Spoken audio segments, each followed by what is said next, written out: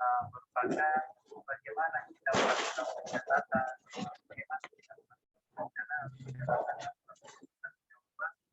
atas biaya-biaya yang timbul di dan ya atas kegiatan yang bersangkutan. Jadi nanti tidak ada biaya yang kemudian gitu. Nah, selanjutnya kita akan melihat ada yang namanya akuntansi konvensional. Jadi atau bisa kita katakan bahwa akuntansi pertanggungjawaban persis atau ya persis akuntansi konvensional. Nah, akuntansi pertanggungjawaban berbeda dengan akuntansi konvensional. Dalam hal ini, kalau akuntansi pertanggungjawaban itu dia melakukan klasifikasi dan akumulasi terhadap biaya-biaya yang timbul di setiap unit atau di setiap bagian yang ada di dalam sebuah organisasi.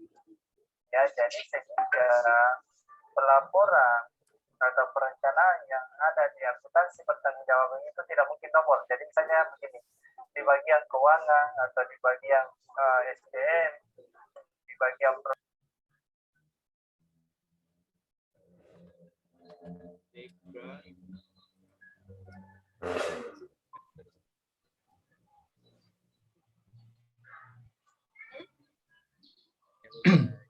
Halo, Assalamualaikum warahmatullahi wabarakatuh.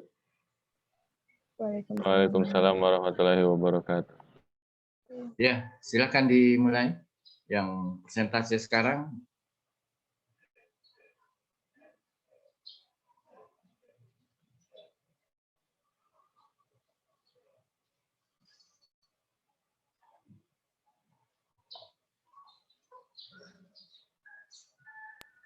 Baik, mungkin saya akan mulai berhubung teman saya masih di jalan. Saya mewakili teman saya dari kelompok 3 memaparkan materi mengenai laporan arus kas.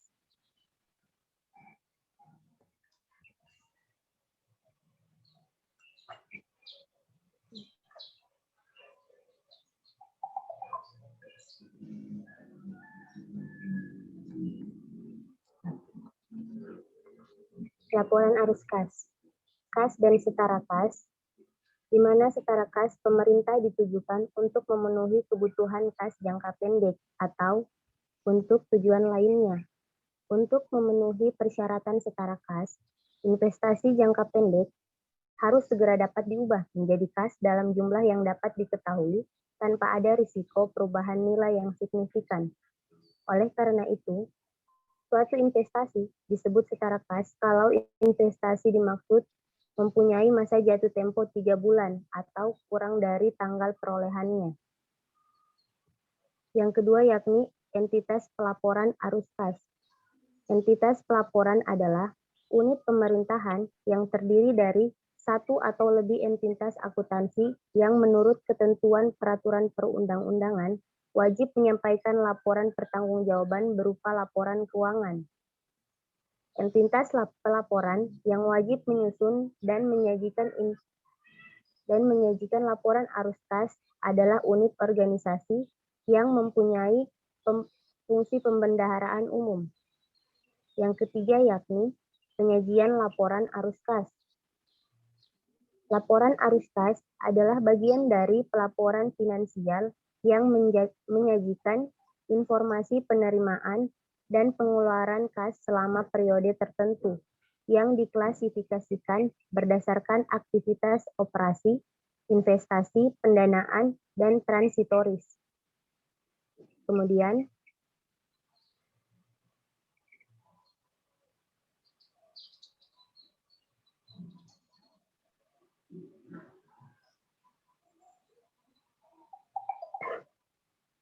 dalam hal entitas bersangkutan masih membukukan penerimaan 2 pengeluaran dalam buku kas berdasarkan akun pelaksanaan anggaran, maka laporan arus kas dapat disajikan dengan mengacu pada akun-akun pelaksanaan anggaran tersebut. Yang keempat, aktivitas operasi. Aktivitas operasi adalah aktivitas penerimaan dan pengeluaran kas yang ditujukan untuk kegiatan operasional pemerintah selama satu periode akuntansi. Jika suatu entitas pelaporan mempunyai surat berharga yang sifatnya sama dengan persediaan yang dibeli untuk dijual, maka perolehan dan penjualan surat berharga tersebut diklasifikasikan sebagai aktivitas operasi. Jika entitas pelaporan mengotorisasikan dana untuk kegiatan suatu entitas lain yang peruntukannya belum jelas apakah sebagai modal kerja, penyertaan modal, atau untuk membiayai aktivitas periode berjalan, maka pemberian dana tersebut harus diklasifikasikan buku-buku Dada. Sebagai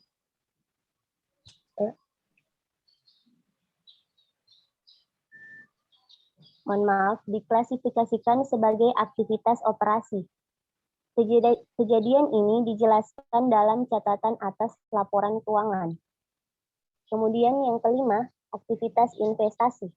Aktivitas investasi adalah aktivitas penerimaan dan pengeluaran kas yang ditujukan untuk perolehan dan pelepasan aset tetap serta investasinya yang tidak termasuk dalam setara kas. Next.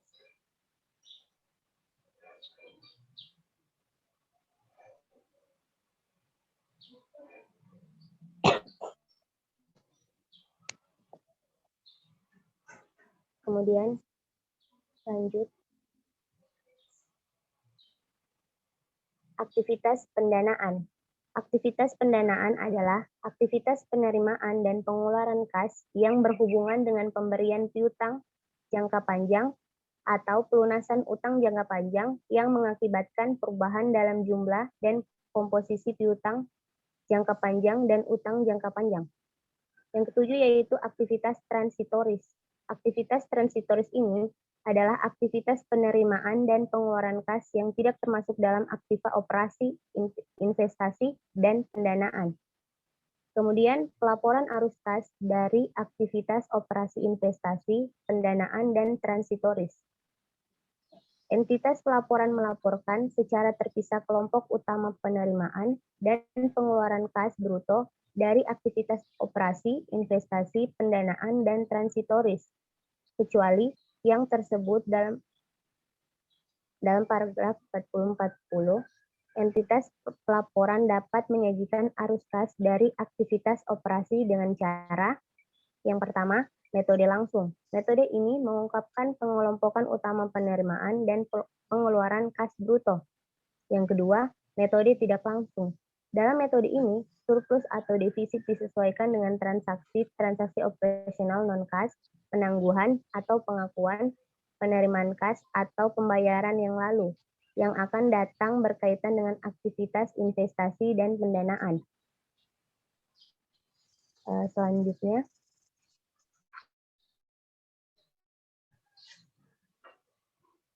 pelaporan arus kas atas dasar arus kas bersih.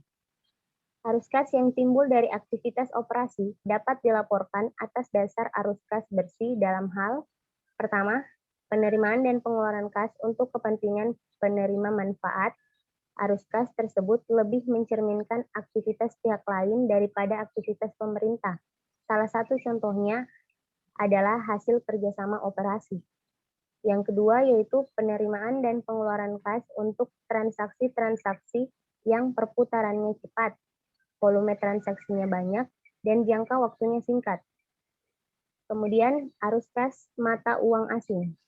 Arus kas yang timbul dari transaksi mata uang asing harus dibukukan dengan menggunakan mata uang rupiah, dengan menjabarkan mata uang asing tersebut ke dalam mata uang rupiah berdasarkan kurs pada tanggal transaksi. Arus kas yang timbul dari aktivitas entitas pelaporan di luar negeri harus dijabarkan ke dalam mata uang rupiah berdasarkan kurs pada tanggal transaksi.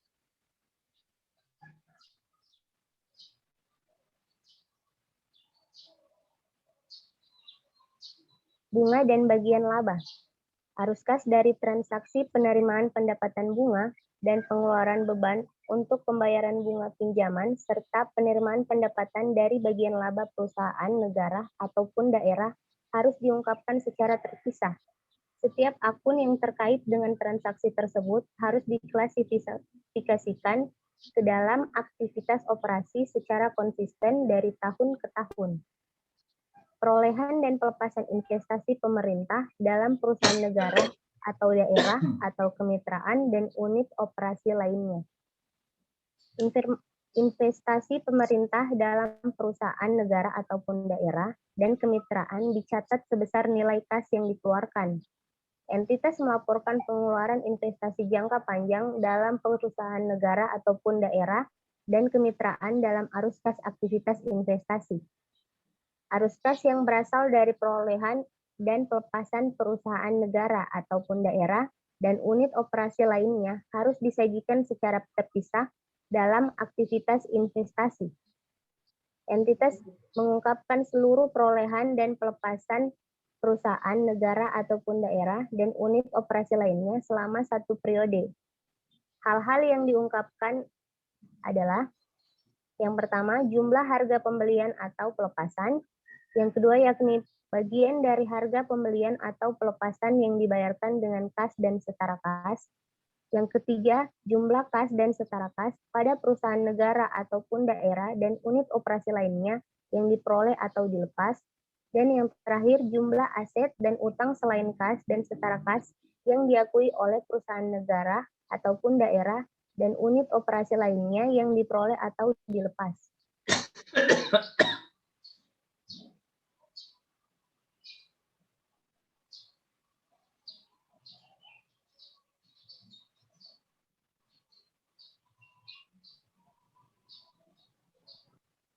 Aset dan utang selain kas dan setara kas dari perusahaan negara ataupun daerah dan unit operasi lainnya yang diperoleh atau dilepaskan perlu diungkapkan hanya jika transaksi tersebut telah diakui sebelumnya sebagai aset atau utang oleh perusahaan negara ataupun daerah dan unit operasi lainnya.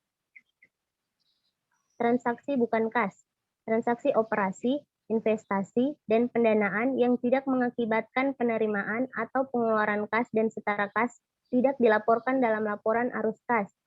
Transaksi tersebut harus diungkapkan dalam catatan atas laporan keuangan. Kemudian komponen kas dan setara kas.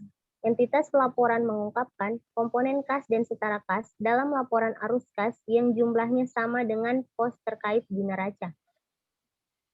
Dan pengungkapan lainnya, entitas pelaporan mengungkapkan jumlah saldo kas dan setara kas yang signifikan yang tidak boleh digunakan oleh entitas.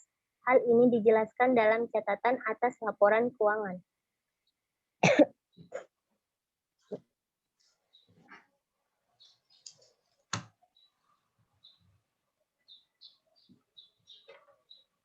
Baik, demikian materi yang bisa saya paparkan. Saya kembalikan kepada teman saya, Saudari Arifudin.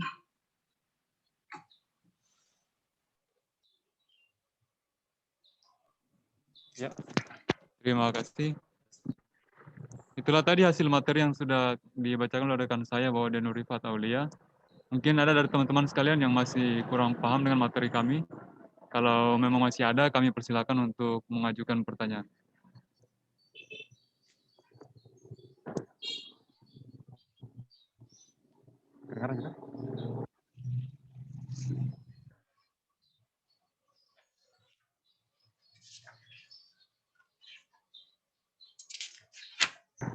Ya, mungkin saya bisa ajukan pertanyaan kepada kelompok 3 mengenai arus gas ini. Oh ya, bagaimana perbedaan perlakuan terhadap metode langsung dan tidak langsung? Mungkin cukup saya untuk pertanyaan.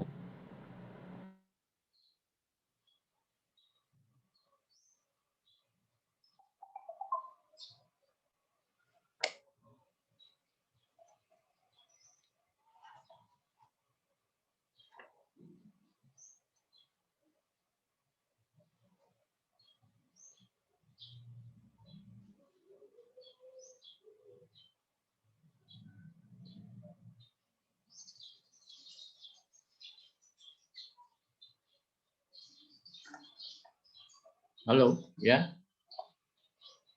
Silakan kelompok.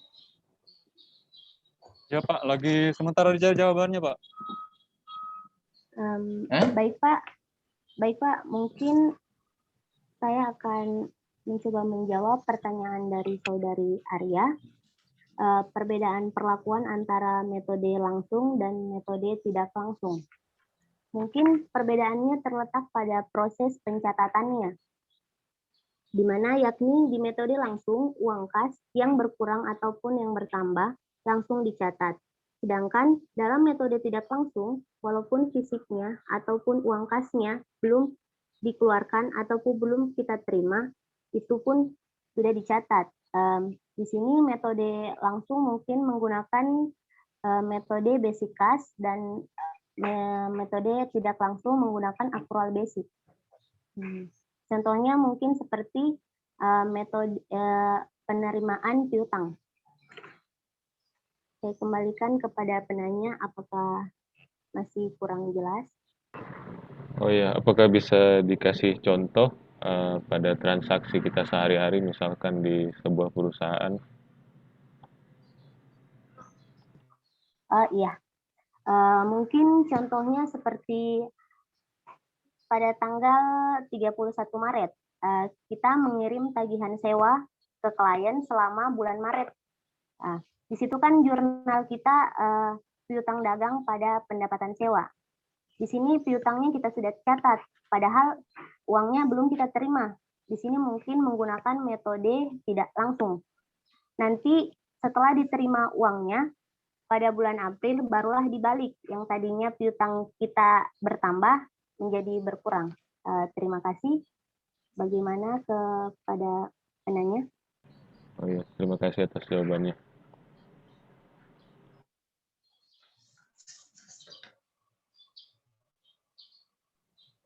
Ya, bagaimana dengan teman-teman yang lain? Masih ada yang mau ditanyakan atau bagaimana? Saya dari kelompok 4 juga ingin bertanya. Kelompok 5. Ya, silakan pertanyaannya. Yang saya ingin tanyakan adalah seperti apa transaksi setara kas dan bagaimana cara mengukur dan melaporkan setara kas tersebut.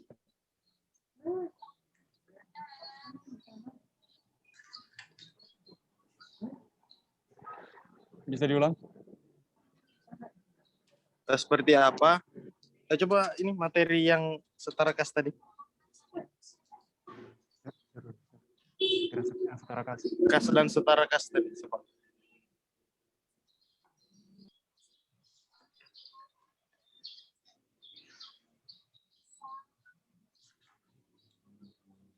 Oh ya, ini.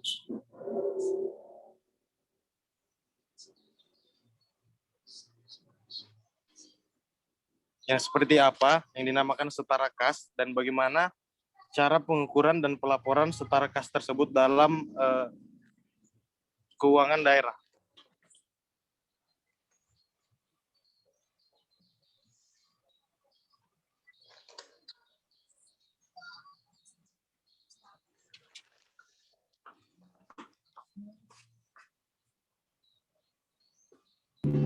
Ya, terima kasih atas pertanyaannya. Untuk jawabannya ditunggu ya. Ya.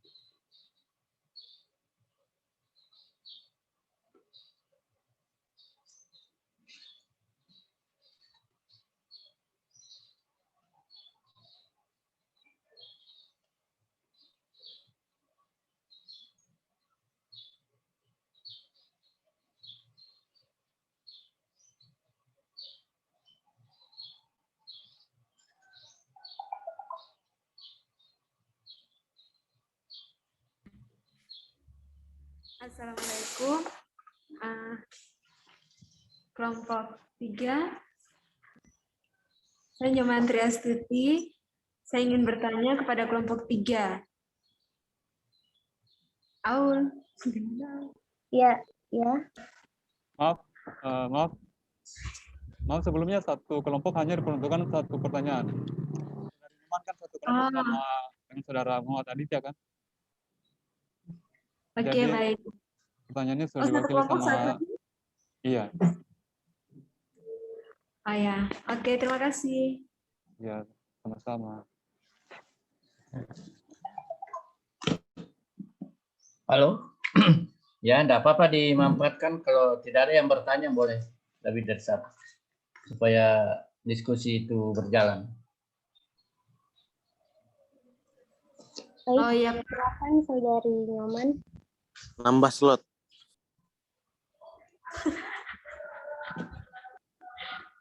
baik. Saya ingin bertanya kepada kelompok 3. Tadi sudah dijelaskan tentang transaksi transitoris. Pertanyaan saya,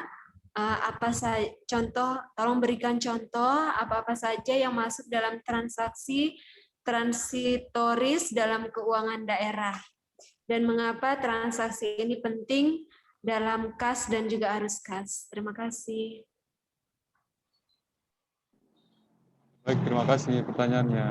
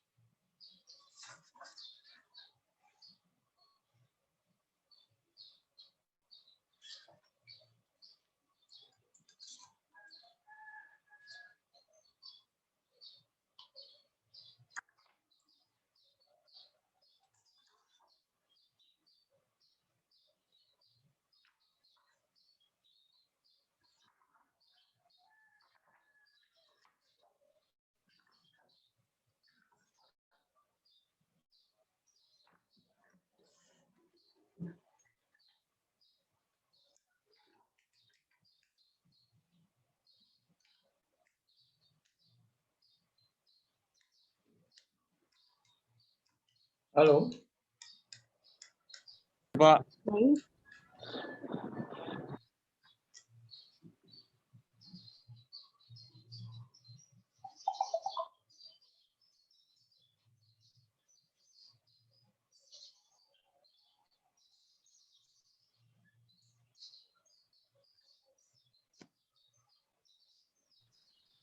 baik. Mungkin saya mencoba menjawab pertanyaan dari Saudari Nyoman.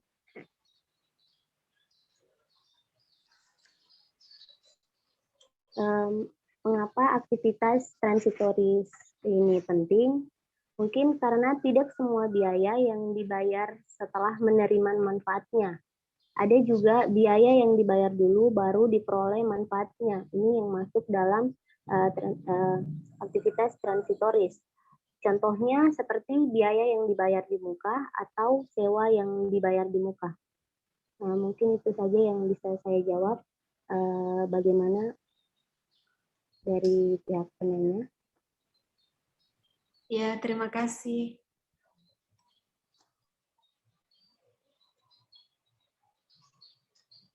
ya baik. Saya akan menjawab pertanyaan dari saudara Muhammad Aditya. Pertanyaannya yaitu, yang seperti apa transaksi setara kas dan bagaimana mengukur dan melapor setara kas tersebut dalam keuangan daerah. Ya, itu seperti deposito yang jatuh temponya kurang atau sama dengan 3 bulan dan tidak diperpanjang secara terus-menerus. Bagaimana dengan Saudara Aditya?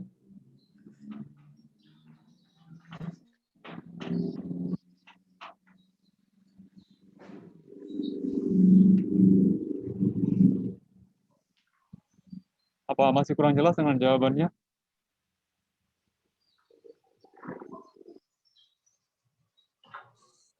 Mohon maaf, pertanyaan yang dijawab kelompok berapa?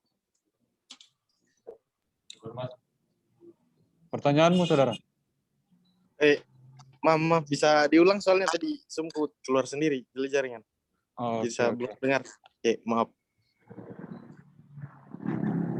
Ya, saya akan ulang menjawab pertanyaannya ya. Pertanyaannya yaitu, yang seperti apa transaksi setara kas dan bagaimana mengukur dan melapor setara kas tersebut dalam keuangan daerah. Itu seperti deposito yang jatuh temponya kurang atau sama dengan 3 bulan dan tidak diperpanjang secara terus-menerus. Bagaimana, Saudara Aditya? Terus cara buat mengukur sama pelaporannya itu seperti bagaimana? Kan ada dikatakan tadi mengukur setara kas dan pelaporannya. Yang saya ingin tahu maksudnya, cara mengukur dan pelaporan setara kas itu bagaimana? Kan dia sejenis investasi kan? Mengukurnya dan pelaporannya itu yang saya ingin tanyakan juga.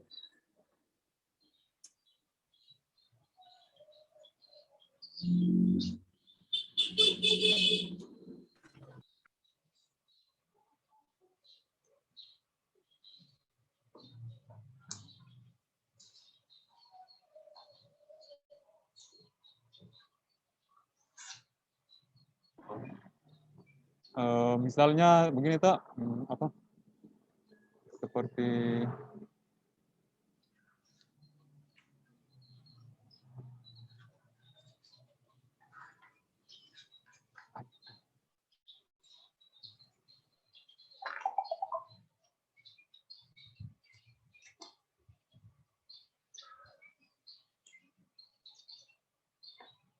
Halo. ya, Pak.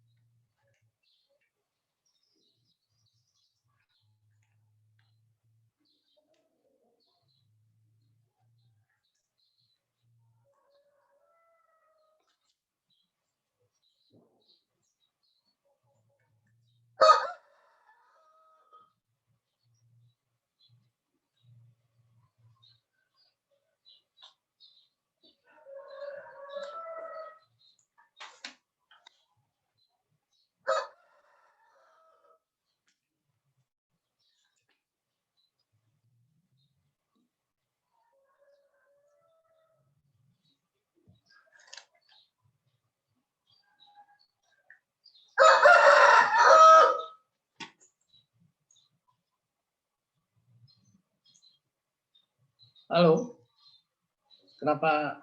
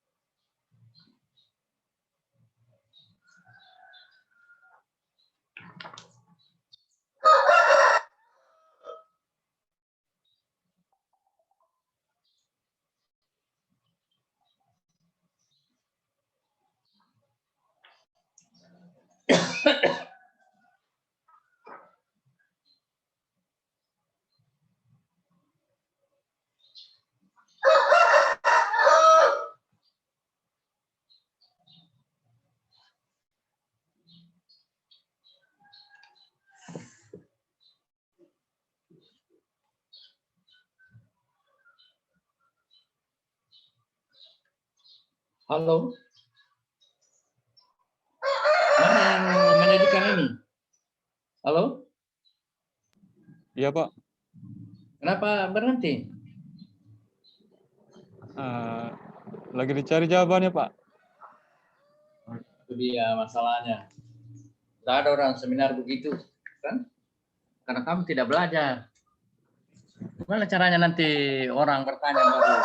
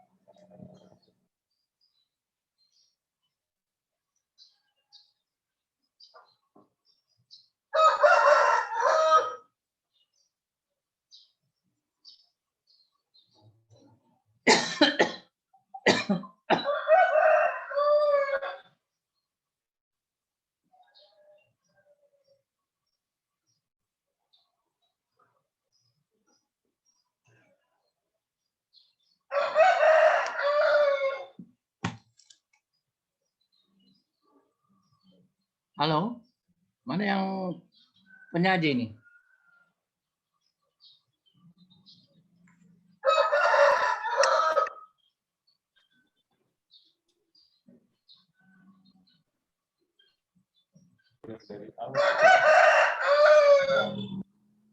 Iya, Pak. Caranya yaitu dengan yang pertama dengan rincian kas dan setara kas, kedua dengan kebijakan manajemen setara kas, dan yang ketiga informasi lainnya yang dianggap penting. Bagaimana, Saudara Aditya? Hah?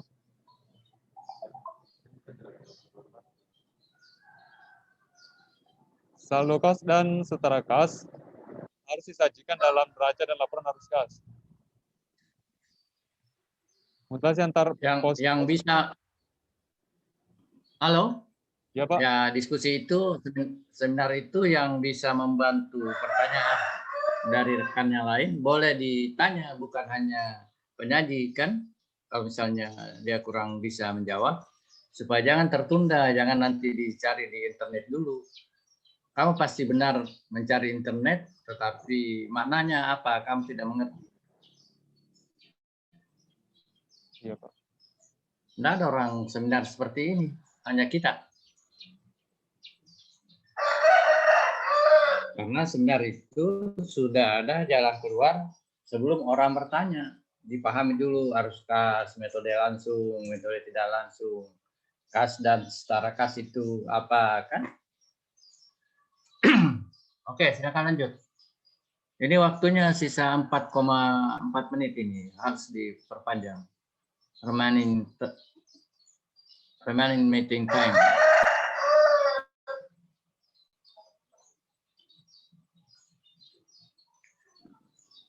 Pertama itu kas diakui saat diterima di rekening kas umum daerah tunai. Dua, kas dicatat sebesar nilai nominal.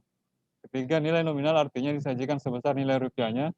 Empat, apabila terdapat kas dalam bentuk valuta asing dikonversi menjadi rupiah menggunakan kurs tengah bank sentral pada tanggal neraca.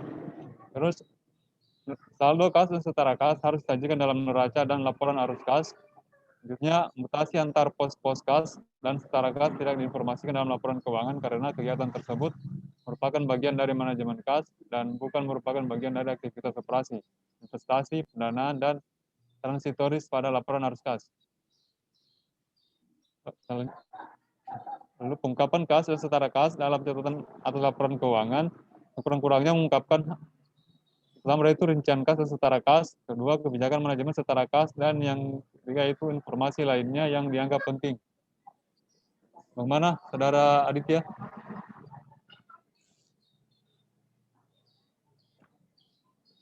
Apa masih ada yang kurang jelas?